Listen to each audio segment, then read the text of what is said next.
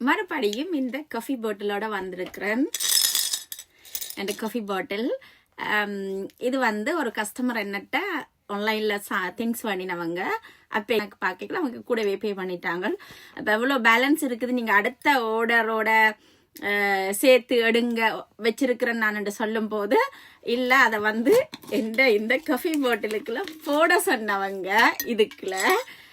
So அதுக்குள்ள எந்த coffee பாட்டிலுக்குள்ளேயே போட்டுட்டேன். நான் உண்மையிலே இது நான் தான் சேஞ்சுகள் சேர்க்க வலிக்கிட்டேன். நான் எந்த மிச்ச காசுகளை இதுக்குள்ள போட்டு அதை சேர்க்கணும்னு யோசிச்சேன்னா அவங்க தங்களுக்கு வர்ற மிச்ச காசையுமே சேர்த்து இதுக்குள்ள போடுறாங்க. இந்த சேர்ந்துருக்குது. புது வருஷத்துலண்டு நான் எடுத்த புது முயற்சி இது.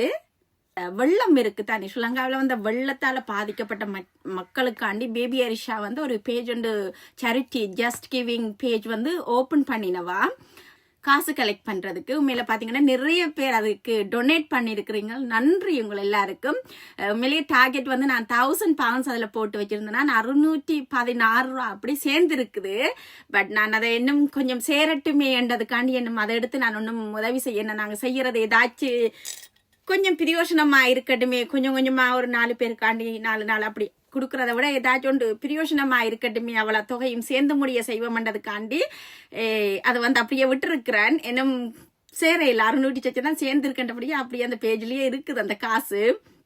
இப்பவும் என் பயோவில் போய் பார்த்தீங்கன்னா அந்த லிங்க் இருக்குது.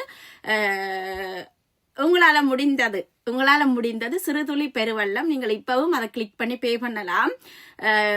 நான் மறந்துட்டேன்னு நினைக்காதீங்க, நான் மறக்கல, எனக்கு ஞாபகம் இருக்குது. ஒவ்வொரு நாளும் நான் அதை பார்த்து கொண்டு தான் இருப்பேன்.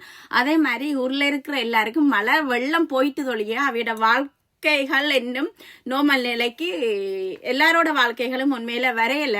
அன்றாடம் வேலை செய்யற ஆக்களின் வாழ்க்கையெல்லாம் இன்னும் அந்த நார்மல் நிலைமைக்கு வரையில. ஏற்கனவே சேமிப்பு ஓரளவு மிடில் கிளாஸ் ஃபேமிலி பேங்க்ல காசு வச்சிருந்து சேமிச்ச ஆக்கள் அவைகளுக்கெல்லாம் வந்து அந்த காசு எடுத்து வாழக்கூடிய ஒரு வசதி இருக்குது. பட் அன்றாடம் வேலை செஞ்சு உழைச்சவங்க, அன்றாடம் வேலை செஞ்சு வாழ்ந்தவங்க, அவங்களெல்லாம் வந்து இன்னும் நார்மல் நிலைமைக்கு வரையில. ஸோ அதை சேர்த்து போட்டு பிரயோஜனமா அதுல பாதிக்கப்பட்ட ஆக்களுக்கு தான் உதவி செய்ய இருக்கிறேன். சிறுதுளி பெருவெள்ளம். உங்களால முடிஞ்ச சின்ன சின்ன அமௌண்ட், ஒரு காஃபி காசோ என்னண்டாலும், 1 பவுண்டோ 2 பவுண்டோ 3 pounds எனிதிங் முடிஞ்ச அளவு ஹெல்ப் பண்ணினா அது நிறைய விட்டுச்சு. அதை வச்சு பிரயோஜனமா ஏதாச்சும் செய்யலாம்னு யோசிக்கிறேன். நன்றி.